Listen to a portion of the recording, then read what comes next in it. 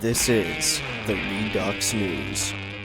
The Iranian general Qasem Soleimani was killed by an airstrike ordered by U.S. President Donald Trump on Friday, January 3, 2020. Soleimani was killed after missiles shot from an American drone targeted his convoy near Baghdad International Airport. He had just left his plane, which arrived in Iraq from Lebanon or Syria. General Qasem Soleimani was seen as the second most powerful person in Iran, only behind the supreme leader, Ayatollah Ali Khamenei. There are worries about how Iran will respond. The supreme leader has said severe revenge awaits the criminals behind the attack. Now, this attack came only months after Donald Trump has accused Iran of being behind attacks on 2 oil tankers in a key shipping route in the Gulf of Oman, which the U.S. called hostile behavior. Iran denied any involvement in the attacks on the oil tankers and said it would no longer stick to international agreements made about its nuclear ambitions. The targeted strike and any retaliation by Iran could ignite a conflict that engulfs the whole region, endangering U.S. troops in Iraq, Syria, and beyond.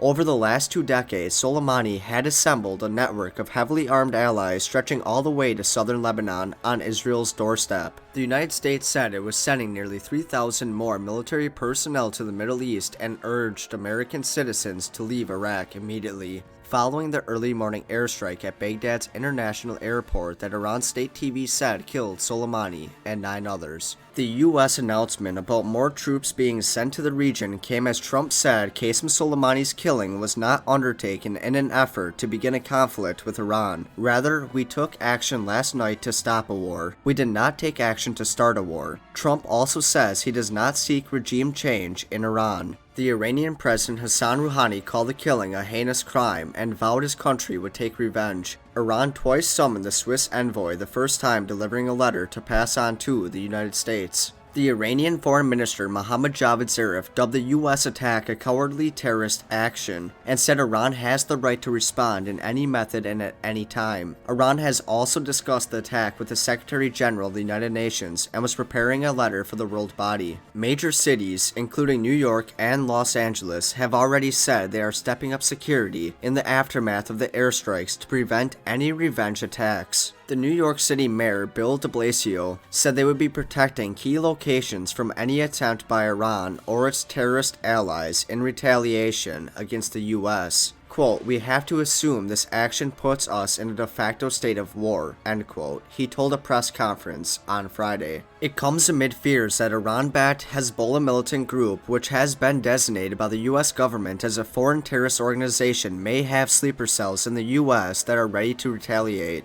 Now, a good question to ask, would a conflict go wider? Iran could call upon proxy militias in Lebanon, Yemen, Iraq, and Syria, but no governments are eager to join it in an outright war. American allies in the region, Israel and the Gulf states such as Saudi Arabia, would be unlikely to join unless dragged in by Iranian attacks. Iraq is coming under growing pressure to choose between the United States and Iran. Should American forces be expelled, Washington would lose a point of significant influence in Iraq, likely granting Iran greater sway in the country. While the possibility of an unintended slide to war is impossible to rule out, fears of World War III, a phrase that trended overnight on social media, are overblown. Russia and China might strenuously object to American attacks, but they are no more likely to join the fight than they were when the United States invaded Iraq or helped to topple Libya's government. The Chinese Foreign Ministry spokesman said that China is highly concerned about escalating tensions in the Middle East and urges all sides, especially the U.S., to exercise restraint. On the other hand, the Russian President Vladimir Putin, in a conversation with the French President Emmanuel Macron, agreed that the U.S. actions have the potential to seriously aggravate the situation in the region. Other Russian officials have made similar statements. The Russian Foreign Ministry spokeswoman noted that the killing of a representative of a government of a sovereign state, an official, these actions are completely devoid of any legal basis. So now the question is, how illegal was this airstrike? The U.S. killing of a top Iranian military leader, Qasem Soleimani, in an airstrike in Baghdad this week has raised thorny legal questions. Experts disagree over whether the U.S. had the legal authority to launch the deadly strike. President Trump stated that Soleimani was plotting an imminent and sinister attack on American diplomats and American personnel, but we caught him in the act and terminated him. Well, the powerful Iranian commander led a shadowy elite military organization called the Quds Force. In recent months, the U.S. says the group has backed an Iraqi militia that has launched numerous attacks on U.S. personnel, including Tuesday's attempt to storm the U.S. Embassy in Baghdad. Now, assassination is prohibited by a U.S. executive order, says Ashley Deeks, a University of Virginia law professor who focuses on the laws of war. She thinks it is unlikely this meets the definition of assassination. Quote, "A lawful killing during an armed conflict does not constitute an assassination," Deeks says. As a legal matter, if he were intimately involved in planning and blessing these attacks, then that doesn't seem to render it as assassination.